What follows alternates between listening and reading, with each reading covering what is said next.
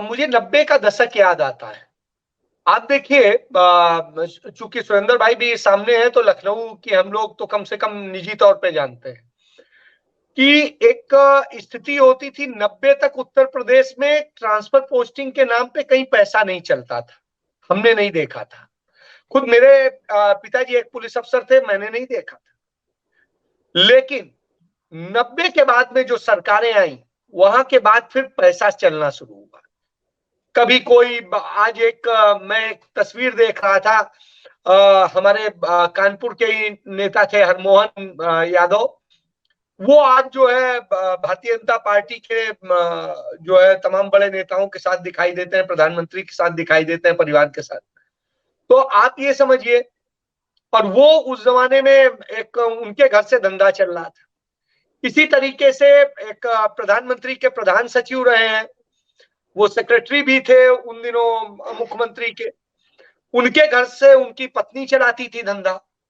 तो transfer posting के धंधे, उसमें पैसे के जो लेन देन का विषय आया, देखिए सिफारिशें होती थी उसके पहले, सिफारिशों से मैं इनकार नहीं करता हूं, लेकिन पैसा नहीं चलता था।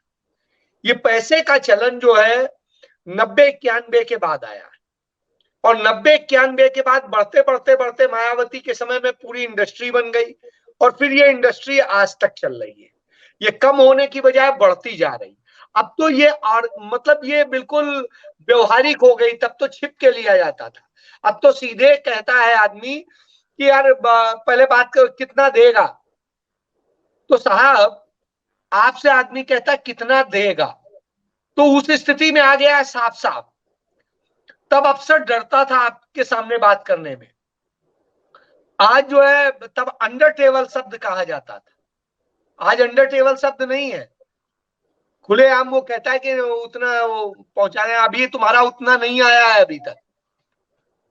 तो आप ये समझिए, उस अब उन लोगों को डांटता है जिसका वो होता है कि अभी तुम्हारा उतना अभी बकाया है, वो दे जाना, उसके बाद में बात करना। तो आज तो ये स्थिति है, और जब ये स्थिति हो तो फिर क्या कहेंगे। मैं किसी का नाम नहीं लूंगा, किसी ने मुझे कहा कि ऐसे ऐसे आपके कोई ये है परिचित, उनसे बात कर लीजिए। ऐसे तो मैंने कहा मैं तो करता नहीं हूं, आप कर लो जाके।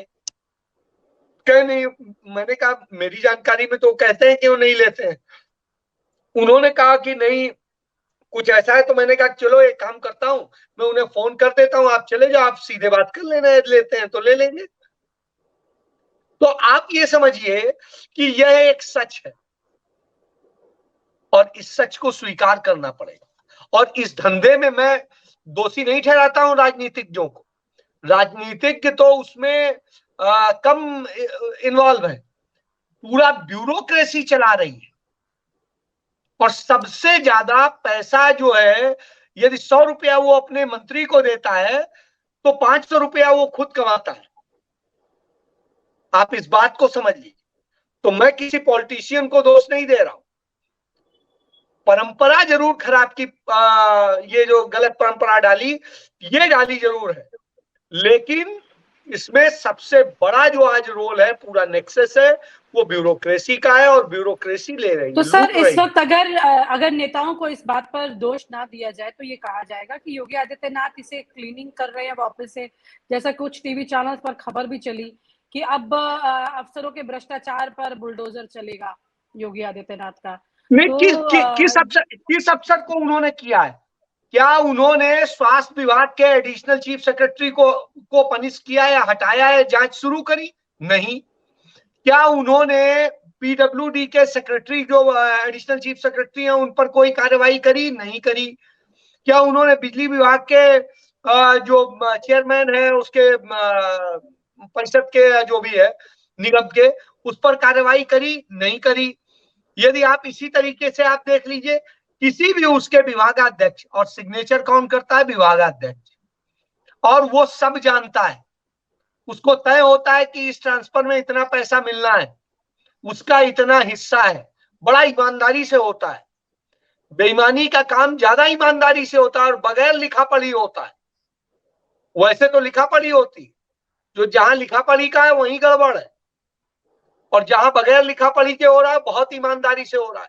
वहां तय है कि इतना इसको आ जाना है, और कमीशन इतना आ जाता है, कोई मारता नहीं है कमीशन, बिल्कुल कोई नहीं मारता है। यदि चेक साइन होना है तो चेक साइन होने का जिसका जो तय है वो अपने आप आ जाएगा, उसको उसके लिए शोर नहीं मचाना है। तो ये बहुत ज्यादा ईमानदारी से काम चलता है। तो ये आप समझ लीजिए कि इसको ये कहिए यदि खत्म करना है तो पहले उन पे नकेल कस दीजिए। क्यों नहीं ईडी इन अफसरों को पकड़ती है कि इनके पास में अरबों खरबों की संपत्तियां कहां से आ गई हैं? क्यों नहीं इनकी संपत्तियों की जांच होती है कि कहां से इनके पास कितना एसेट्स है? तो आप बताइए मुझे कितने अफसरों का इन्होंने एसेट चेक किया है, कितने अफसरों पर ईडी की कार्रवाई हुई? सिर्फ पॉलिटिकल वेंडेटा में कार्रवाई होती है कि ये कांग्रेस का है इसलिए इस पर करनी है, ये सपा का है इसलिए करनी है, ये दूसरे पार्टी का है इस पर करनी है। और जो पार्टी या जो नेता उनके पास आ गया उस पर ईडी की या कोई कार्रवाई चल रही है तो खत्म हो जाती है, उसे क्लीन चिट मिल जाती है। उदाहरण आपके पास मुकुल राय, मुकुल राय के अलावा आपके पास में शुभेंदु अधिकारी हैं, उसके अलावा भी बहुत सारे, मैं कितने गिनाऊं? आप महाराष्ट्र में चले जाइए, महाराष्ट्र में जो इस समय मुख्यमंत्री है वो खुद है। तो इस तरह के उदाहरण आपके पास मौजूद है कि आप जाइए, ओढ़ लीजिए भगवा, और भगवा ओढ़ के आप कुछ करिए, रेप करिए, कोई काम करिए, सब आपको माफ। लेकिन यदि आप वो नहीं ओढ़े तो आप तब कर रहे हैं तो जरूर समस्या हो जाएगी। ठीक है सर, लेकिन सर ये सिर्फ बीजेपी तक लिमिटेड नहीं है ना, ये तो तमाम सरकारों में ये तस्वीरें देखने को आई। कोई ऐसा तो है नहीं ये परंपरा अभी शुरू हुई है। नहीं, आप बताइए ना, मुझे एक सिंगल केस बताइए कि इतने साल तक कांग्रेस सत्ता में रही, उसने किस भ्रष्टाचारी जिसके ऊपर भ्रष्टाचार का एफआईआर दर्ज थी या कोई कार्रवाई हो रही थी, जांच हो रही थी, उसने बंद कर दी या उसने क्लीन चिट दे दी? सिंगल केस बता दिए, एक केस बता दीजिएगा, मैं पत्रकारिता छोड़ दूंगा। मुझे आप एक केस नहीं गिना सकते। कांग्रेस ने अपने नेताओं के खिलाफ एफआईआर दर्ज की है, अपने नेताओं के खिलाफ जांच कराई है, और कांग्रेस ने ही, चाहे सीडब्ल्यूजी स्कैम हो, चाहे कोल स्कैम हो, चाहे रेल गेट हो, चाहे 2G हो, चाहे कोई हो, और नरेंद्र मोदी सरकार ने उन सब में आके क्लीन चिट दी है, उनके समय में क्लीन चिट मिली है। कोर्ट ने लिखा है, 2G स्कैम वाले स्पेशल जज ने सीबीआई के लिखा है कि मैंने स्पेशल अपनी विशेषाधिकार का इस्तेमाल करते हुए यह मौका दिया कि मैं और फर्दर जो एविडेंस है उन्हें भी स्वीकार कर लूंगा यदि आप ले आए। और मैंने इसका 10 दिन इंतजार किया, लेकिन मुझे कोई भी एविडेंस नहीं दिया गया। अब आप इससे समझ सकते हैं।